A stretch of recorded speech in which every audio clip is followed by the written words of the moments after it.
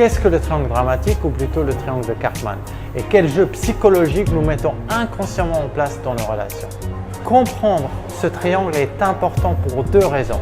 La première, c'est que si vous êtes dans une relation toxique, vous pourrez en sortir beaucoup plus facilement.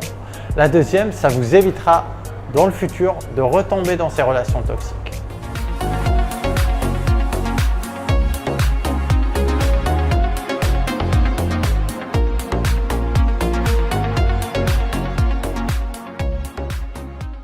Bonjour, je suis Belk, hypnothérapeute depuis quelques années avec plusieurs outils et compétences que je mets au service des gens pour les aider à changer par eux-mêmes parce que la solution est toujours en vous. Il faut savoir que tout le monde, à un moment ou à un autre de sa vie, joue à ce jeu psychologique de manière inconsciente.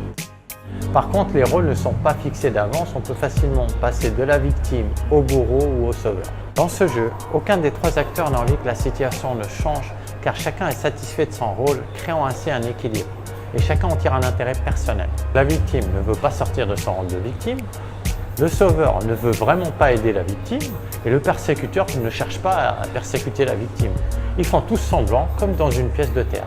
Cette structure, on la retrouve au théâtre, dans les films, dans notre vie, dans les contes dramatiques pour enfants. Par exemple Blanche-Neige, la victime, la sorcière, la méchante sorcière. Et vous avez le sauveur qui est le prince charmant. Dans cette vidéo, je vais analyser la victime. On peut se demander quel bénéfice tire la victime du fait de se faire persécuter. Eh bien, il y en a. La victime attire l'attention sur elle, en particulier celle du sauveur.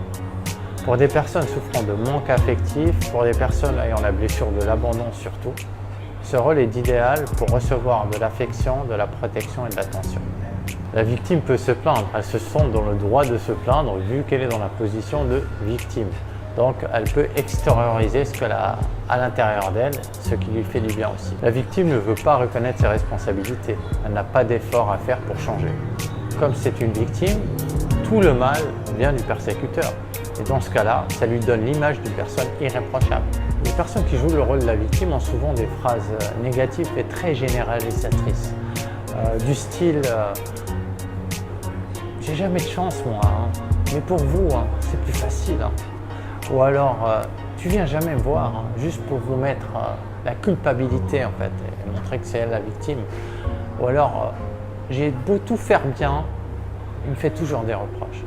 Quoi que je fasse, il ne sera jamais satisfait de toute façon. Vous voyez, c'est ce genre de phrase qu'on peut entendre de la bouche des victimes. Tout cela fait que la victime n'a pas envie que la situation change. Imaginez juste que la situation, elle change. La personne, elle est malade, elle a attiré cette maladie, elle est contente de cette maladie, elle a toute l'attention des autres. La personne, elle guérit. Elle n'a plus aucune attention. Donc, elle affronterait ses responsabilités et pire encore, la personne affronterait sa blessure de l'âme. Donc, c'est souvent des personnes, comme je dis, qui ont certaines blessures comme l'abandon. Elle serait obligée d'affronter cette blessure, de faire face et d'en guérir. Donc, c'est sa pire peur, c'est la solitude, le manque d'attention, elle serait face à ça.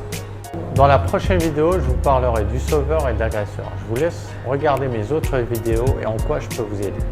Merci d'avoir suivi cette vidéo et à très bientôt.